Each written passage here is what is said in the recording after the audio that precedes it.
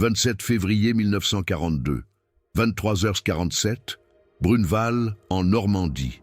Le major Jean Froidure était allongé à plat ventre, à seulement 200 mètres de son objectif.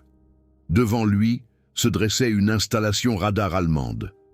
Pas n'importe quel radar, le fameux Würzburg, la station radar la plus avancée technologiquement au monde. Sa mission était simple en apparence, mais en réalité suicidaire. Infiltrer les lignes allemandes, neutraliser les défenseurs, démonter les composants cruciaux et s'exfiltrer avant que les renforts allemands n'arrivent. La défense aérienne britannique était au bord du désespoir. Les bombardiers allemands frappaient des cibles britanniques avec une précision effrayante. Le radar britannique pouvait certes localiser les formations allemandes, mais les Allemands pouvaient suivre les chasseurs britanniques avec une précision encore plus grande. Le radar Würzburg en était la cause. Et la Grande-Bretagne devait comprendre, absolument. Et comment il fonctionnait? À 02h15, les parachutistes du major Froidure prirent d'assaut la station. Les défenseurs allemands furent pris par surprise. Le combat dura à peine 12 minutes. La station était sécurisée. Puis vint la phase critique. Le sergent-chef Charles Lecoq, un technicien radar parachuté avec les hommes, commença son travail. Il avait 30 minutes, peut-être moins. Lecoq démonta systématiquement les composants clés. Le réflecteur parabolique, le magnétron, l'unité de réception, il photographiait tout, prenait des mesures, dessinait des schémas. Les renforts allemands approchaient, les tirs d'artillerie commencèrent à pleuvoir. Le temps était écoulé. Lecoq emballa les pièces les plus vitales. L'équipe courut vers la plage. Des péniches de débarquement les attendaient. À 02h15, ils étaient sur la Manche, direction l'Angleterre. Dans leurs mains, ils portaient le secret de la supériorité radar allemande. 3 jours plus tard, Lecoq était assis dans un laboratoire à Malvern, en Angleterre. Devant lui, les composants capturés. Des ingénieurs britanniques se tenaient autour de lui, silencieux, impressionnés. Le scientifique en chef, Reginald Jones, écrirait plus tard « Cette nuit-là, tout a basculé. Nous avons enfin compris pourquoi la flaque allemande était si meurtrière, pourquoi leurs chasseurs de nuit nous trouvaient, pourquoi nos bombardiers ne revenaient pas. Le radar Würzburg avait des années d'avance sur nous. Cette opération, nommée Opération Morsure, fut l'un des vols technologiques les plus audacieux de l'histoire. Mais ce n'était que le début. Après la guerre, la Grande-Bretagne confisquerait des centaines d'unités Würzburg. Des ingénieurs radars allemands travailleraient pour des entreprises britanniques. Toute l'industrie radar britannique d'après-guerre serait construite sur ces bases. Voici l'histoire du radar Würzburg. Et comment les Britanniques ont volé une technologie qui a accéléré leur propre développement radar d'une décennie. La naissance du Würzburg. Le radar Würzburg n'a pas été conçu pour l'offensive, mais pour la défense. Après la Première Guerre mondiale, l'Allemagne avait l'interdiction de posséder des forces aériennes offensives. Mais la défense aérienne était autorisée. Les ingénieurs allemands se sont concentrés sur ce qui était légal. Le radar était une nouveauté. Les Britanniques expérimentaient avec Chain Home, un système d'alerte précoce.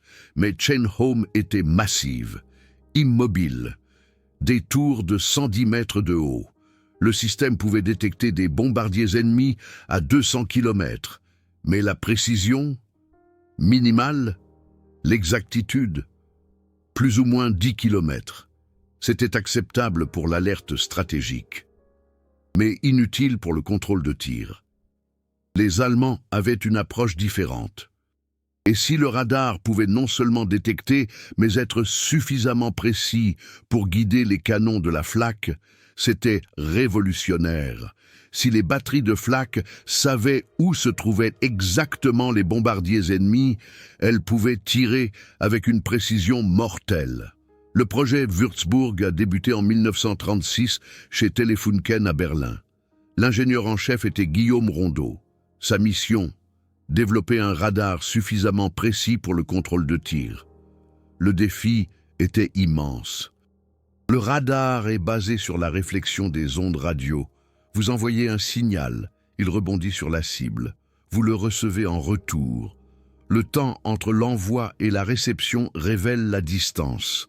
Mais pour un contrôle de tir précis, il faut plus que la distance. Il faut la position exacte, l'altitude, la vitesse, la direction. Et il faut tout cela en temps réel. Les secondes comptent. Un retard de 5 secondes signifie votre cible est 500 mètres plus loin. Votre obus de flak la manquera. Rondeau et son équipe ont développé plusieurs innovations. Premièrement, courte longueur d'onde. Le Würzburg utilisait une longueur d'onde de 53 cm. C'était plus court que les 10 à 13 mètres du Chain Home britannique. Une courte longueur d'onde signifiait résolution plus nette, localisation plus précise. Deuxièmement, antenne à réflecteur parabolique, 3 mètres de diamètre. Celle-ci focalisait les ondes radio en un faisceau étroit. Cela réduisait la dispersion, augmentait la précision. Troisièmement, balayage conique. L'antenne tournait légèrement dans un mouvement conique. Cela permettait une mesure d'angle précise. Vous ne pouviez pas seulement dire « la cible est là ».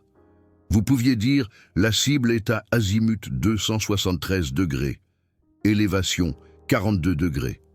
Quatrièmement, traitement intégré des données. Le Würzburg calculait automatiquement la vitesse et la direction de la cible. Les opérateurs n'avaient pas besoin de calculer manuellement.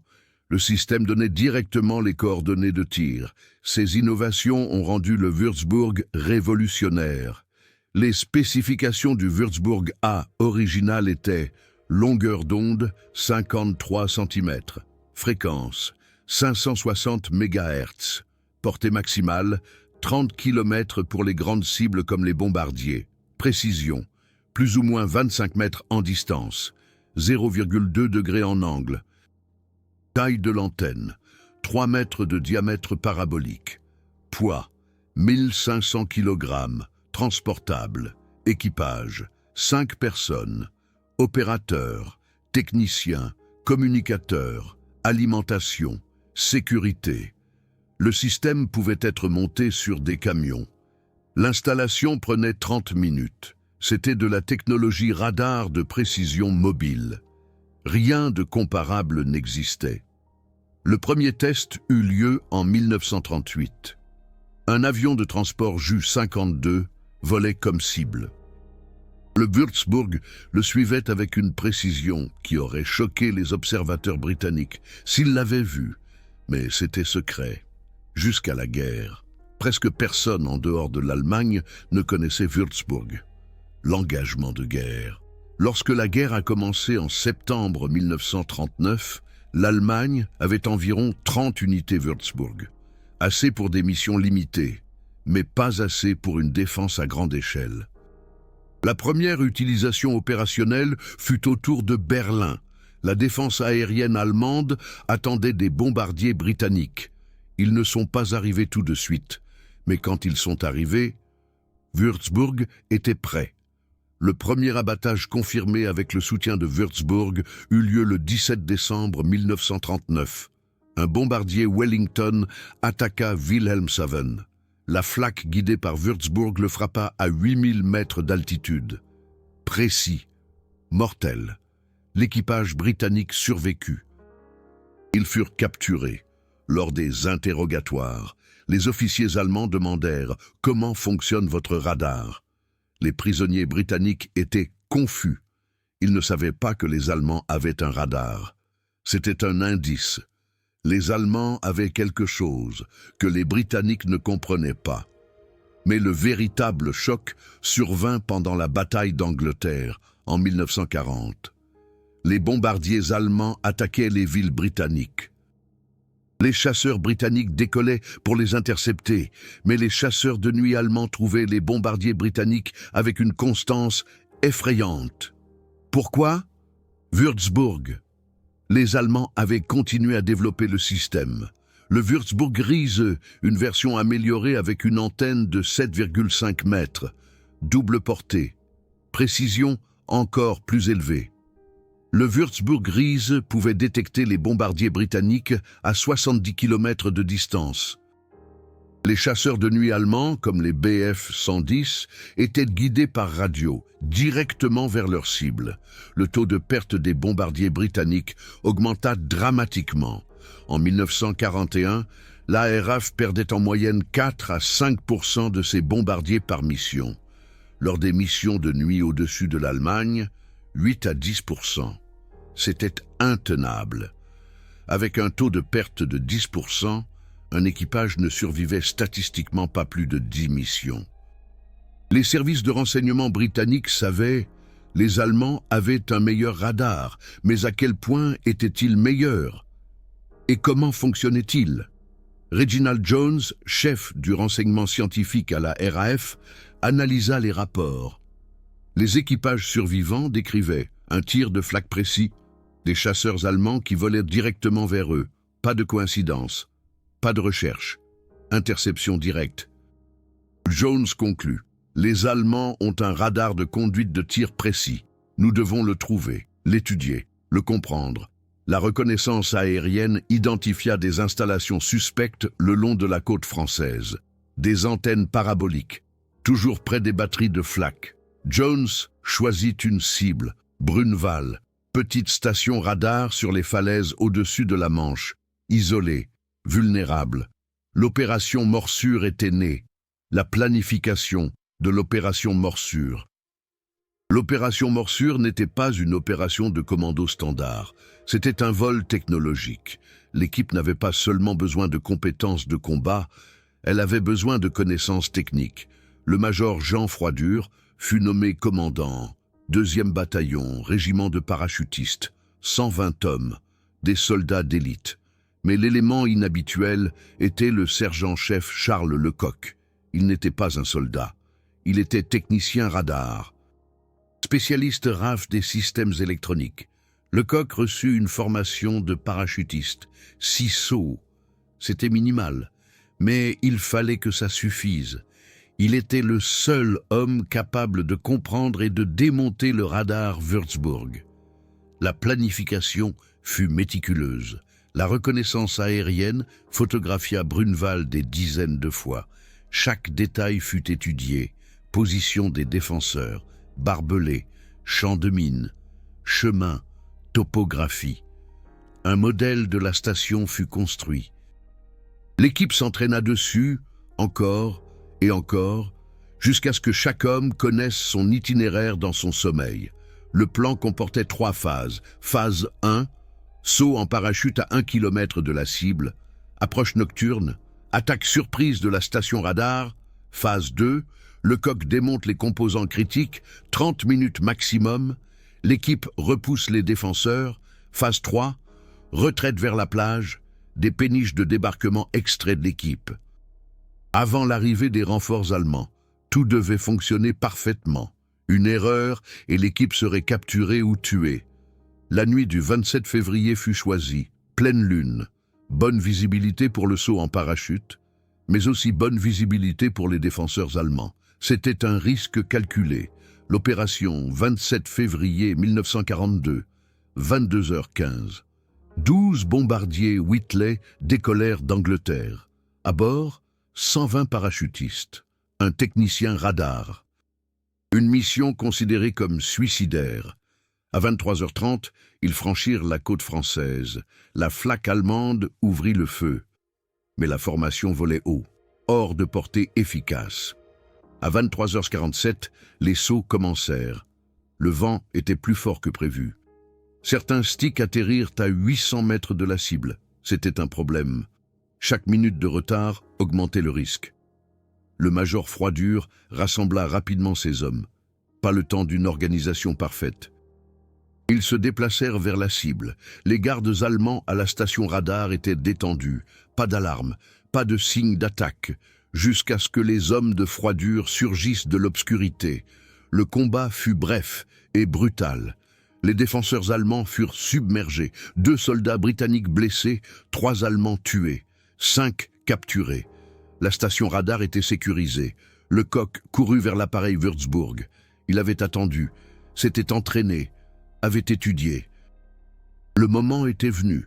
Ce qu'il vit dépassa ses attentes. L'appareil était plus complexe que ne le pensaient les services de renseignement britanniques. L'antenne, l'unité émetteur-récepteur, les écrans, tout était plus avancé que les systèmes britanniques. Il commença à travailler systématiquement, d'abord des photos, chaque composant, chaque angle, puis des mesures, taille, poids, disposition, puis le démontage. Il enleva le magnétron. C'était le cœur du système, l'émetteur haute fréquence. Les ingénieurs britanniques devaient le voir. Il prit les tubes récepteurs, l'unité d'affichage, les schémas qu'il trouva dans un placard. Dehors, il entendit des bruits de combat. Les renforts allemands étaient plus proches. Froidure cria « Nous devons partir, maintenant !» Le coq emballa ce qu'il put. Pas tout, mais le plus important. L'équipe courut vers la plage. L'artillerie allemande commença à tirer. Les obus explosèrent le long des falaises. L'équipe glissa le long de la pente raide. Des péniches de débarquement attendaient sur la plage. Mais un problème.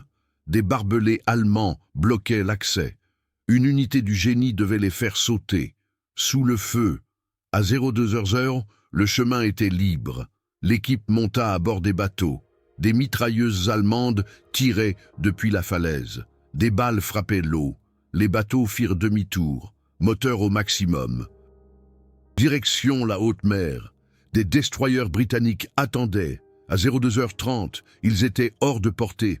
La mission était un succès, mais la véritable valeur se révélerait dans les semaines à venir. L'analyse, 3 mars 1942. Télécommunications Research Establishment, Malvern, Angleterre. Reginald Jones et son équipe commencèrent à analyser les composants Würzburg capturés. Ce qu'ils trouvèrent changea fondamentalement leur compréhension du radar. Le magnétron fut le premier moment de surprise.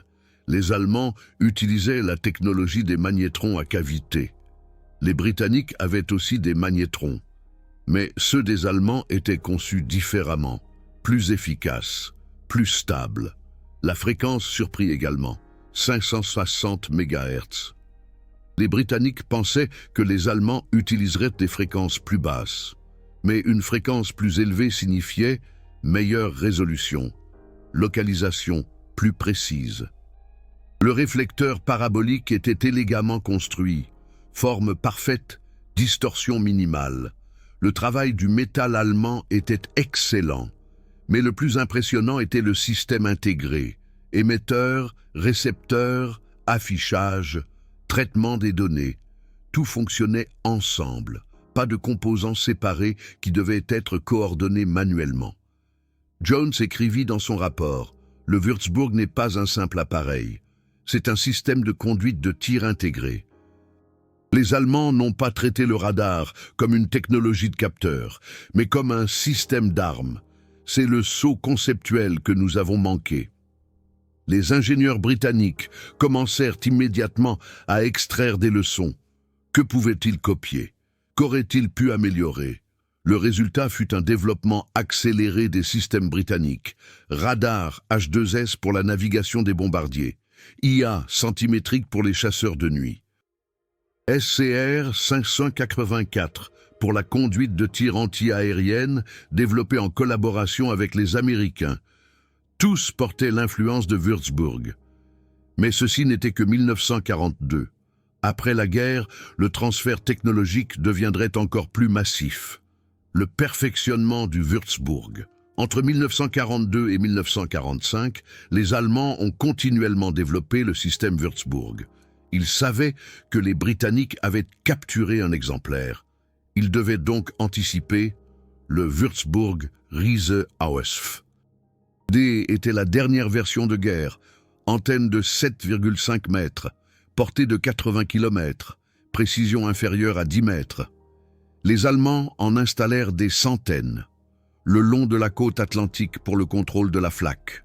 autour des villes allemandes pour la défense aérienne, à l'est contre les raids aériens soviétiques.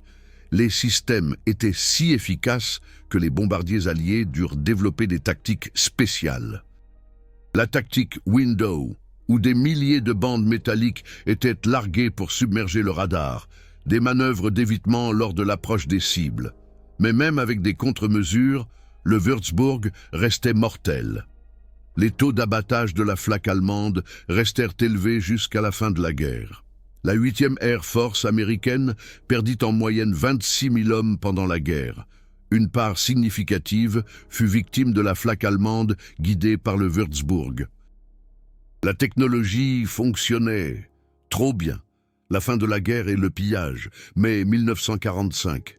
L'Allemagne capitule. Les troupes alliées envahissent le pays. Ce qui suivit fut le plus grand vol technologique de l'histoire.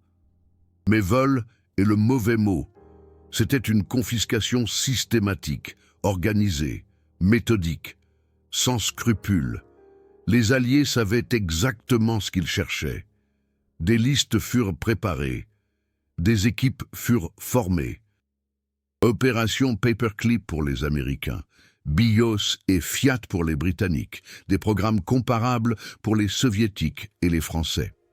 Le but était clair, sécuriser la technologie allemande, sécuriser les scientifiques allemands, avant que l'autre ne le fasse. Les radars Würzburg étaient une priorité. Des centaines d'unités furent trouvées, intactes ou légèrement endommagées. Les Allemands n'avaient pas eu le temps de tout détruire. Les troupes britanniques confisquèrent 347 unités Würzburg dans leur zone d'occupation. Les Américains, 218 autres. Les Soviétiques, un nombre inconnu, estimé à plus de 150. Ceux-ci ne furent pas seulement étudiés, ils furent activement utilisés. La défense aérienne britannique installa des systèmes Würzburg capturés autour de Londres, pour l'entraînement de la flak, pour la recherche, pour une utilisation opérationnelle pendant les premières tensions de la guerre froide. L'ironie, la technologie allemande protégeait désormais les villes britanniques, mais le matériel n'était qu'une partie.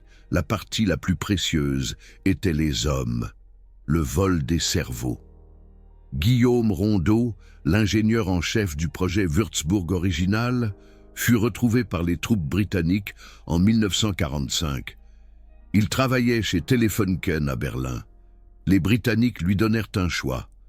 Travailler pour nous, ou l'alternative était incertaine. Mais Rondeau comprit. Il choisit la Grande-Bretagne, avec 23 autres ingénieurs de Telefunken impliqués dans le projet Würzburg. Ils furent emmenés à Malvern, au Télécommunications Research Establishment, le même endroit où le premier Würzburg capturé avait été analysé. Leur mission, enseignez-nous tout, aidez-nous à développer de meilleurs systèmes. Rondeau passerait les 15 prochaines années en Grande-Bretagne. Il travailla sur des systèmes radars britanniques pour la RAF, pour la Royal Navy. Pour le contrôle aérien civil, ses connaissances, développées en Allemagne, furent directement injectées dans les projets britanniques. Ce n'était pas de la coopération, c'était du colonialisme technologique. L'Allemagne était vaincue, ses scientifiques étaient un butin, mais Rondeau n'était pas seul. D'autres experts allemands en radar partirent aux États-Unis, en France, même en Union soviétique. Le savoir Würzburg se répandit mondialement. Mais l'Allemagne elle-même n'était pas autorisée à mener des recherches sur les radars. C'était interdit en vertu des règlements d'occupation jusqu'en 1955. L'ironie était amère. Les Allemands avaient développé la technologie, mais ils n'étaient pas autorisés à l'utiliser. Pendant que leurs anciens ennemis construisaient leur propre système à partir de celle-ci. Le développement britannique d'après-guerre. L'industrie britannique du radar, après 1945, fut fondamentalement influencée par les principes du Würzburg. Le radar type 80, développé en 1950 pour la défense aérienne de la RAF, utilisait des concepts directement issus du Würzburg. Réflecteurs paraboliques, balayage conique, données de conduite de tir intégrées, Le radar type 984 pour la Royal Navy, installé sur les porte-avions, utilisait une technologie similaire, haute précision, suivie de cibles fiables. Marconi, EMI, Ferranti, toutes les grandes entreprises électroniques britanniques profitèrent du savoir Würzburg. Connaissance directe des ingénieurs allemands ou indirecte par l'analyse des systèmes capturés. La première génération de radars britanniques d'après-guerre était factuellement des descendants du Würzburg, améliorés, modernisés, mais conceptuellement apparentés. Reginald Jones, anobli après la guerre sous le nom de Sir Reginald, écrivit en 1978 dans ses mémoires « Sans Brunval, nous aurions été en retard de plusieurs années. Mais sans les ingénieurs allemands qui travaillèrent pour nous après la guerre, nous aurions mis encore plus de temps. Nous n'avons pas seulement appris du matériel allemand, nous avons appris de la mentalité allemande. Les ingénieurs allemands pensaient différemment les systèmes radars. Ils voyaient la situation dans son ensemble. Intégration, automatisation, fiabilité. C'était une concession extraordinaire. L'élite scientifique britannique reconnaissait « les Allemands étaient en avance » et nous avons rattrapé notre retard en copiant l'intérêt américain. Les Américains étaient tout aussi intéressés par la technologie Würzburg. Le radar SCR 584, développé par le MIT Radiation Laboratory pendant la guerre, était partiellement inspiré des principes du Würzburg, information partagée par le renseignement britannique après Brunval. Mais après la guerre, les Américains voulaient un accès direct. Ils confisquèrent des unités Würzburg. Ils recrutèrent des ingénieurs allemands.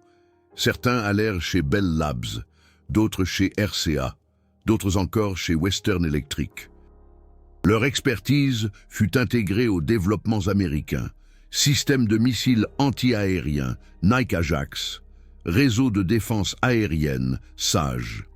Premier système de radar d'alerte avancée.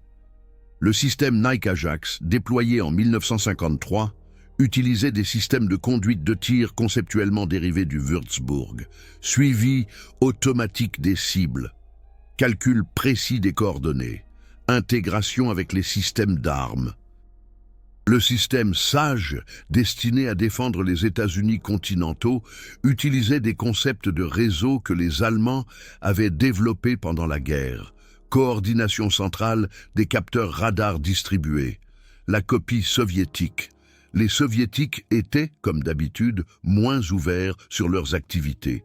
Mais ils étaient tout aussi actifs. Les troupes soviétiques confisquèrent des unités Würzburg dans leur zone. Ils recrutèrent des ingénieurs allemands, parfois volontairement. Souvent PASS.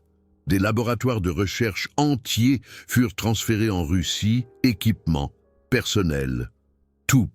Le résultat fut la série P de radars soviétiques, P8, P10, P12, développés à la fin des années 1940 et au début des années 1950. Ces systèmes portaient des marques inéquivoques d'influence allemande, antennes paraboliques, capacité de suivi précise, traitement de données intégrées. Les ingénieurs soviétiques ont appris de Würzburg, tout comme leurs homologues occidentaux. La différence, c'est que les soviétiques ne l'ont jamais admis. Dans la littérature soviétique, on affirmait que ces développements étaient d'origine purement soviétique. Les contributions allemandes furent effacées des récits officiels, mais l'analyse technique le montre clairement.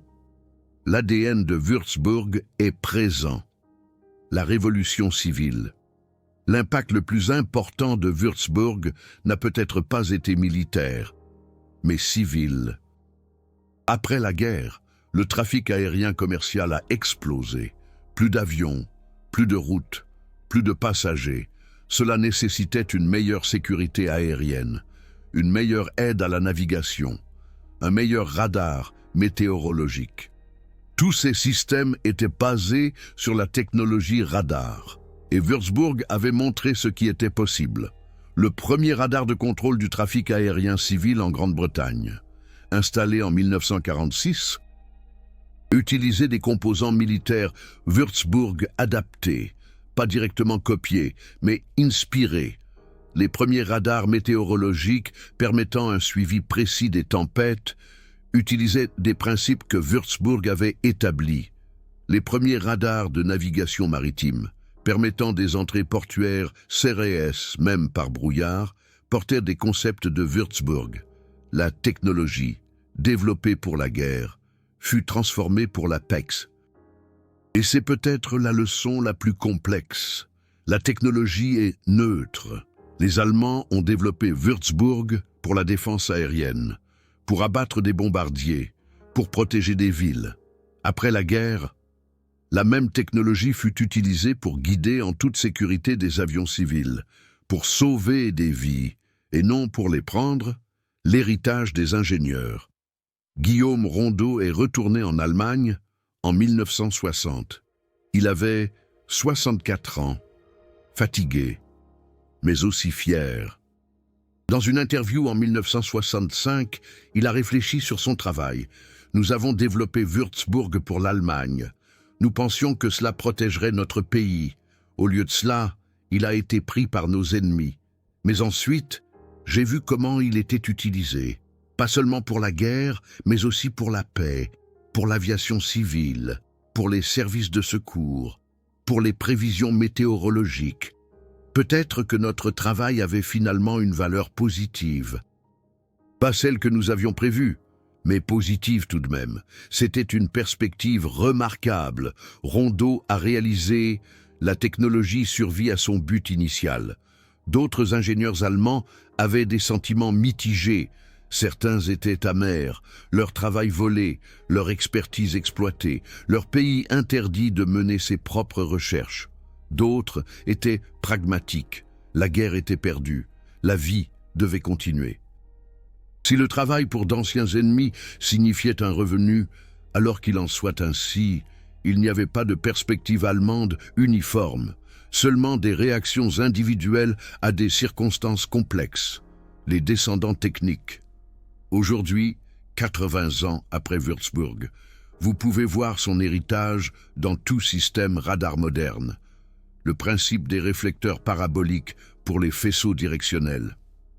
Würzburg a établi cela pour les systèmes mobiles. Le concept du contrôle de tir intégré, où le radar non seulement détecte, mais contrôle également les systèmes d'armes. Würzburg a montré comment faire. L'idée du suivi automatique des cibles avec balayage conique, Würzburg a rendu cela réalisable. Les radars modernes à réseau phasé sont technologiquement plus avancés. Ils utilisent la direction électronique du faisceau au lieu de la rotation mécanique. Ils traitent les données avec des ordinateurs au lieu de circuits analogiques, mais les concepts fondamentaux, ils provenaient de systèmes comme Würzburg, radar militaire de défense aérienne dans le monde entier, Patriot, S-400, TAAD, tous utilisent des principes que Würzburg a établis. Radar civil de contrôle du trafic aérien, radar météorologique, radar de navigation maritime, tous descendants de la même lignée technologique, la morale de l'histoire. Cette histoire n'est pas simple. Il n'y a pas de récit clair du bien et du mal. Les Allemands ont développé Würzburg, une technologie brillante, mais à des fins de guerre. Pour abattre des bombardiers ennemis, des milliers d'équipages alliés sont morts à cause de la flak guidée par Würzburg. Les Britanniques ont volé la technologie. Une opération audacieuse, admirablement courageuse, mais aussi un acte d'espionnage et de vol. Après la guerre, les Alliés ont systématiquement pillé l'expertise technologique allemande. C'était légal en vertu du droit d'occupation, mais était-ce moral? Les ingénieurs allemands ont travaillé pour d'anciens ennemis, certains volontairement, d'autres sous pression. Était-ce de la coopération ou de l'exploitation? La technologie a été utilisée pour la PX. Aviation civile, sauvetage de vie, c'est positif. Mais cela a commencé avec la guerre. Il n'y a pas de réponse facile. Seulement des réalités complexes. Ce que nous pouvons dire, c'est que la technologie est puissante. Celui qui la contrôle a des avantages, en guerre et en paix. Les Allemands avaient Würzburg. Cela leur a donné des avantages tactiques de 1940 à 1945, mais ils ont perdu la guerre quand même. La technologie seule ne suffit pas.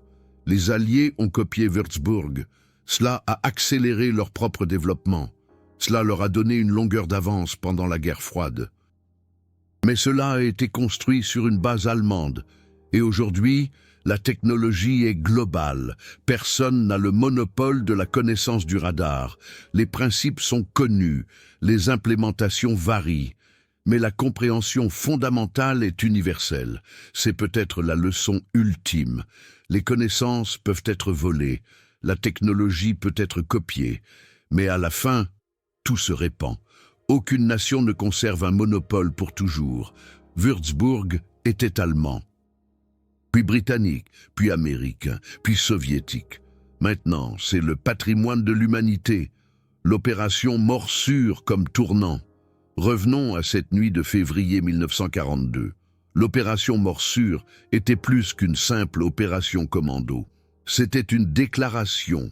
Elle a montré que la supériorité technologique peut être surmontée, pas par une meilleure recherche, mais par le courage et le pragmatisme. Les Britanniques n'ont pas pu développer Würzburg. Alors ils l'ont volé. Ce n'était pas élégant, mais c'était efficace. Major Jean Froidure, le commandant de Morsure, est devenu plus tard général. Il a combattu à Arnhem, a survécu à la guerre, est mort en 1993, hautement décoré. Dans ses mémoires, il a écrit « Morsure a été la mission la plus importante de ma vie, pas à cause du combat. Nous avons eu des combats plus difficiles plus tard, mais à cause de l'influence. Nous avons récupéré une technologie qui a transformé notre défense aérienne. Sergent-chef Charles Lecoq était le véritable héros. Je ne faisais que le protéger. Lecoq, le technicien radar, est retourné au service normal de la RAF après la mission. Il n'est jamais devenu célèbre publiquement, pas d'attention médiatique, pas de films hollywoodiens, mais il a reçu la médaille militaire et l'éternelle reconnaissance des scientifiques spécialistes du radar, et qui ont profité de son travail. Il est décédé en 1996, paisiblement, discrètement, mais sa contribution fut immense. Les défenseurs allemands de Brunwald, pour la plupart, ont survécu. Ils sont devenus prisonniers de guerre. Après la guerre, ils sont rentrés chez eux, retour à des villes détruites, à des avenirs incertains. Aucun d'eux ne savait à quel point leur position radar était importante. Pour eux, ce n'était qu'une nuit de plus, une attaque de plus, une défaite de plus. Mais historiquement, ce fut un tournant, le moment où les Alliés ont compris que la technologie allemande était copiable. Le verdict final. Le radar Würzburg était un triomphe de l'ingénierie allemande. Précis, fiable, innovant. Mais il n'a pas pu sauver l'Allemagne. La supériorité technique dans un domaine ne compense pas les faiblesses stratégiques dans tous les autres. Les Allemands avaient de meilleurs radars, de meilleurs chars, de meilleurs avions, et souvent de meilleures tactiques, mais ils se battaient sur trop de fronts, contre trop d'ennemis, avec trop peu de ressources. À la fin, ils ont perdu, et leur technologie a été récupérée par les vainqueurs. C'est la brutale réalité de la guerre. Les vainqueurs prennent tout, mais cette histoire nous enseigne aussi que le savoir ne peut pas vraiment être volé. Il ne peut qu'être partagé, de force ou volontairement. Les principes du Würzburg se sont répandus dans le monde entier. Les Allemands ont perdu le contrôle, mais les idées ont survécu, ont évolué, ont été améliorées. Aujourd'hui, la technologie radar est une ressource mondiale. Chaque pays fait de la recherche, développe, améliore. Et quelque part, dans chaque système radar moderne, résonne le travail des ingénieurs allemands de 1936. L'antenne parabolique, le balayage conique, le traitement intégré des données. C'est là le véritable héritage, pas la fierté nationale, pas la puissance militaire, mais le savoir technique qui transcende les frontières, qui survit, qui sert. Le Würzburg a été construit pour la guerre, mais il a fini par être la base de la paix, pour une aviation sûre, pour des prévisions météorologiques précises, pour la navigation.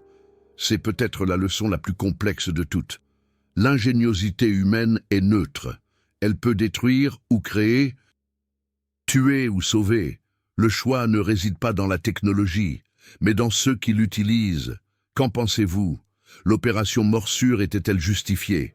Le pillage de la technologie allemande après-guerre était-il équitable? Ou était-ce un vol, légitimé sous couvert de droits d'occupation? Il n'y a pas de réponse simple, seulement des questions complexes. Les mêmes questions que nous devrions poser aujourd'hui à propos du transfert de technologie. De la propriété intellectuelle, de la sécurité nationale versus le progrès mondial, l'histoire ne se répète pas, mais elle rime. Les leçons de Würzburg sont pertinentes aujourd'hui, à notre époque de cyberguerre, de développement de l'IA, de technologie spatiale. Qui la développe? Qui la contrôle? Qui en profite? Les réponses ne sont jamais simples, mais les questions sont intemporelles. Les Britanniques ont volé la technologie radar allemande Würzburg. C'est un fait, que ce soit un vol ou une nécessité stratégique, c'est à vous d'en juger.